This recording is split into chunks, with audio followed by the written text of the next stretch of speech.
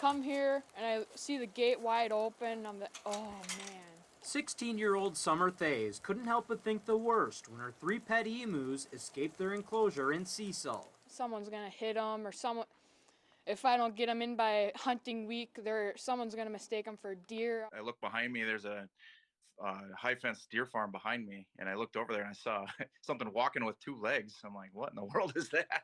When Appleton native Asher Torbeck got a better look, he knew exactly what that 2-legged creature was, walking on his family's land that he's hunted on for 2 decades. It was kind of bizarre. I'm like, why did an emu just walk under my tree? The next day, the emu found him again, but this time, so did a 6-point buck.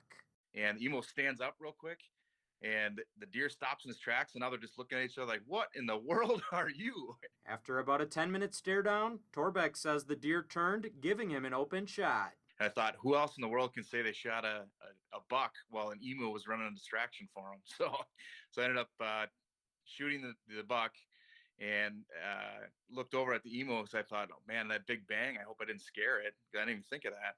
So I look over and the emu's still standing right there. Okay.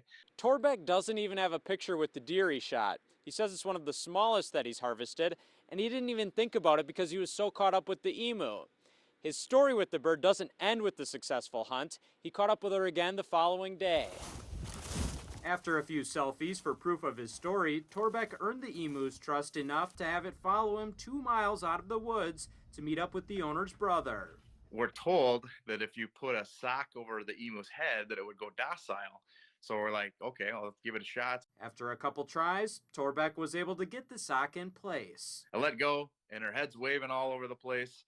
And me and the brother were like, we got to do something here, because she's either going to run off into the woods with a sock over her head, or she's going to hit her head on something. The pair was able to pick her up and safely get her transported back to Thays, reuniting Limu the emu with the separately captured Tweety Bird and Peep Peep. I'm just relieved that they're all back home and safe and nothing got to them. I'm just overjoyed that they're all back home.